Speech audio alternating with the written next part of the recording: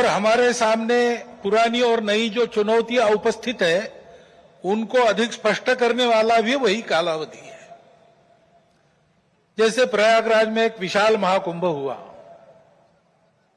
आधुनिक व्यवस्थापन के सारे कीर्तिमान तोड़कर एक जागतिक विक्रम तो उसने प्रस्थापित किया ही, लेकिन संपूर्ण भारत में श्रद्धा और एकात्मता की एक लहर उसने दौड़ा दी।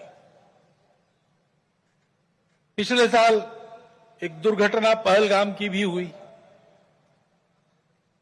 हमला हुआ सीमा पार के आतंकियों के द्वारा, 26 भारतीय नागरिकों की उनका धर्म पूछकर हत्या की।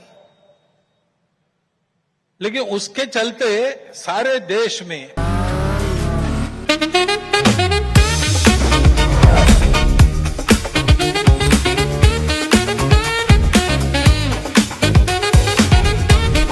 Pure technology that is built for your every sense. Acer Pure from Acer. प्रचंड दुख और क्रोध की लहर पैदा हुई। पूरी तैयारी करके सरकार ने, हमारी सेना ने उसका बहुत पुरजोर उत्तर दिया। सारे प्रकरण में हमारी नेतृत्व की दृढ़ता, हमारी सेना का शौर्य, कौशल्य और समाज की एकता और दृढ़ता का एक उत्तम चित्र प्रस्थापित हुआ।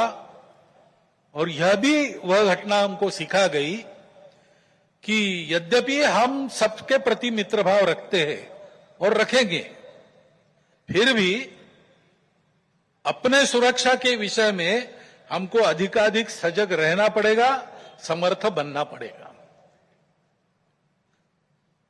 क्योंकि इस घटना के बाद दुनिया में विभिन्न देशों ने अपनी अपनी जो भूमिका ली, उसमें हमारी ये भी ध्यान में आया कि हमारे मित्र कौन कौन है और कहां तक है। देश के अंदर भी अशांति फैलाने वाले असंवैधानिक उग्रवादी या संविधान विरोधी कहिए उग्रवादी नक्सली आंदोलन पर शासन और प्रशासन की दृढ़ कार्रवाई भी हुई। और उनके अनुभव से, उनके विचारधारा का खोखलापन और उनकी क्रूरता का अनुभव होने के कारण समाज भी उनसे मोहभंग होकर विमुख हो गया। लेकिन उनका नियंत्रण तो हो जाएगा,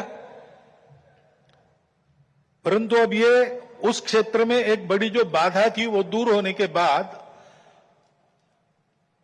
उस क्षेत्र में न्याय की स्थापना हो, विकास वहां तक पहुंचे, सद्भावना, संवेदना और सामरस्य वहां स्थापित हो, इसके लिए समाज की भी और शासन प्रशासन की भी योजनाएं चलनी पड़ेगी।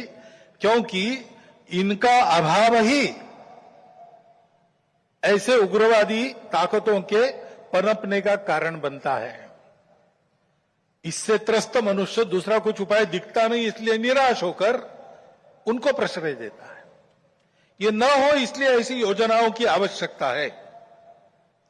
आर्थिक क्षेत्र में भी हम आगे बढ़ रहे हैं। ऐसा जो प्रचलित परिमाण है दुनिया के, उसके आधार पर कहा जा सकता है हमारा देश आर्थिक क्षेत्र में आगे बढ़े। इसलिए आर्थिक जगत के हमारे उद्योगी बंधु, विशेषकर तरुण उद्योजक, इनमें एक मादा भी दिखता है, उत्साह भी दिखता है, इच्छा आकांक्षा भी दिखती है। परंतु ये जो प्रचलित अर्थ प्रणाली है सारी दुनिया में वही है, तो सारी दुनिया के अनुभव में उसके कुछ दोष भी आ रहे हैं। विकास के इस प्रकार के पद्धति से अमीरी और गरीबी का अंतर बढ़ता है। आर्थिक सामर्थ्य कुछ चंद हाथों में एकत्रित होता है। शोषण करने के लिए एक नया सुरक्षित तंत्र इसमें से खड़ा हो सकता है, चिंता नहीं की तो। पर्यावरण के हानि की समस्या खड़ी हो जाती है और मनुष्यों के आपसी व्यवहार में कई प्रकार की व्यापारिक दृष्टि और अमानवीयता की बातें प्रवेश कर जाती है। इन दोषों की बाधा हमें नहीं होनी चाहिए, इसलिए और इसलिए भी कि अभी हाल में अमेरिका ने जो नई टैरिफ नीति अपनाई, उनके अपने हित के लिए अपनाई होगी, लेकिन उसकी मार तो सभी पर पड़ रही है। इसलिए ये सारा परिदृश्य अथवा ये सारी प्रचलित पद्धति, उस पर हम निर्भर हो जाए ऐसी नहीं है। विश्व का जीवन परस्पर निर्भरता से ही चलता है। राष्ट्रों में आपस में सब प्रकार के संबंध होने पड़ते हैं। अकेला राष्ट्र अलगाव में, आइसोलेशन में जी नहीं सकता। परंतु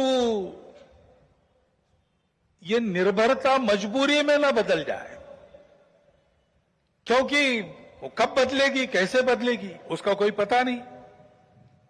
और इसलिए इस निर्भरता को मानते हुए, विश्व जीवन की एकता को मानते हुए, हमको इसको मजबूरी न बनाते हुए जीना अगर है तो स्वदेशी और स्वावलंबन का कोई परिणाम नहीं, कोई पर्याय नहीं। हमको आत्मनिर्भर होना पड़ेगा, स्वावलंबी जीवन जीना पड़ेगा, स्वदेशी का उपयोग करना पड़ेगा, और फिर भी अंतर्राष्ट्रीय संबंधों का सब प्रकार के, राजनयिक हो, आर्थिक हो, व्यापारिक हो, इन सबका जतन हमको करना पड़ेगा। लेकिन उसमें मजबूरी नहीं होगी, हमारी अपनी इच्छा होगी, हमारा अपना सद्भाव होगा, ऐसा हमको बनना पड़ेगा। प्रचलित पद्धति जो है उसके दुष्परिणाम हमारे यहां भी दिखते हैं। अभी हाल में ही जो खबरें पिछले 1-2 साल से चल रही है, प्रत्यक्ष हम देख रहे हैं हिमालय के क्षेत्र में कैसे चल रहा है।